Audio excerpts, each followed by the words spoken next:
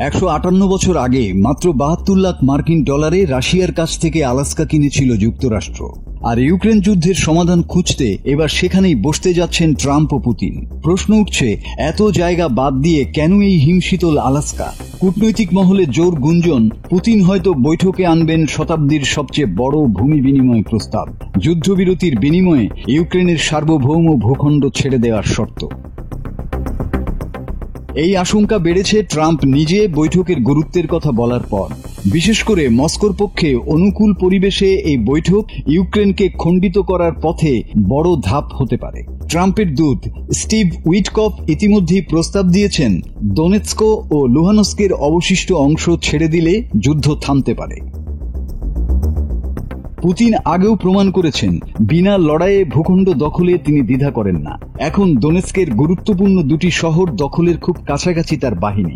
পরের লক্ষ্য ক্রামোতরস্ক ও সোভিয়ানস্ক, যেখানে হাজারো বেসামরিক মানুষের জীবন ঝুঁকিতে। ইউক্রেনের প্রেসিডেন্ট জেলেনস্কি স্পষ্ট জানিয়ে দিয়েছেন, 1 ইঞ্চি মাটিও ছাড়বেন না। কিন্তু ট্রাম্পের কথিত বিনিময়ে ইউক্রেন পেতে পারে সুমি ও খার্কিভ সীমান্তের কিছু এলাকা, যা আসলে পুতিনের পরিকল্পিত বাফার জোন।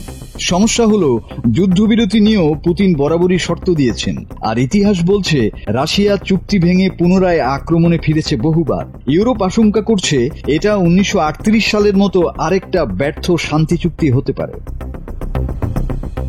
পুতিনের লক্ষ্য স্পষ্ট, পুরো ইউক্রেনকে বশীভূত করা এবং যুক্তরাষ্ট্রকে কৌশলগতভাবে নিজের পক্ষে আনা। আলাস্কা বৈঠককে মস্কো ইতিমধ্যে অর্থনৈতিক সহযোগিতার সুযোগ হিসেবে দেখছে।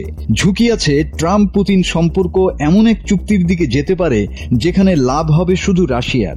ইউক্রেন হয়তো বাদই পড়বে আলোচনার টেবিল থেকে।